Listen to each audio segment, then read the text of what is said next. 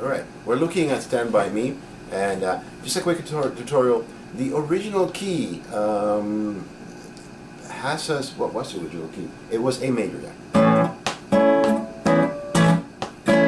Right, so for A major, I like to do it with two fingers. So one grabs the fourth string and the third string and you collapse it, and then you put your second finger on the second string. And you can alternate with an E major chord.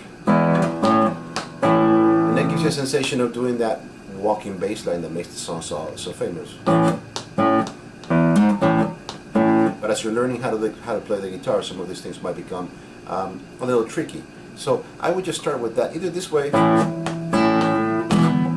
or you can just play.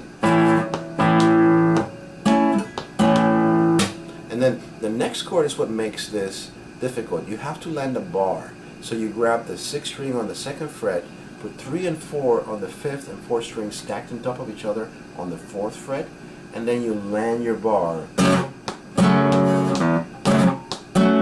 Right? And that makes it a bit tricky. Some people tend to help themselves like this. Something that I don't advise to most of my advanced students, because you are sometimes going to need that finger, and you should be able to develop that strength.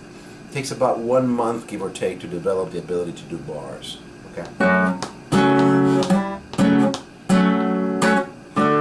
Then D major. So 1 and 2 are 1 on the third string, second fret, and 2 on the same fret but on the first string, and 3 comes around to the second string, third fret. And then you move up to an E major, which is the dominant, and it brings you right back down to A.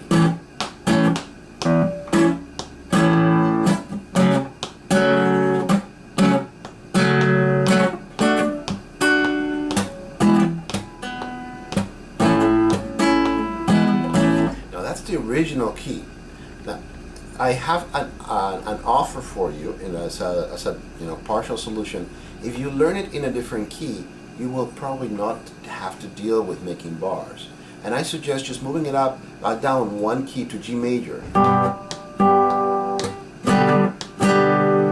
And then you have this chord, which is a lot easier than this one, right? So G major, the hard part about G major is doing the finger splits. A lot of people do this or this, right? But you basically are putting either finger 2, we don't count the thumb, right? Finger 2 and 3 on the sixth string and the first string. And finger 1 would go to the fifth string. Sometimes people use 4, pinky, for the first string. And then, now, but as far as the G, I prefer this one because it leads you to other chords very easily, right? However, this is harder, right? So,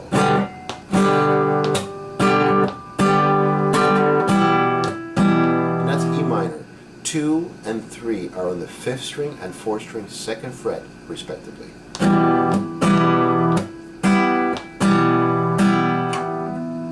And C major. Right? So C major is 1 on the second string, 2 on the fourth string, second fret, 3 on the fifth string, third fret. Okay?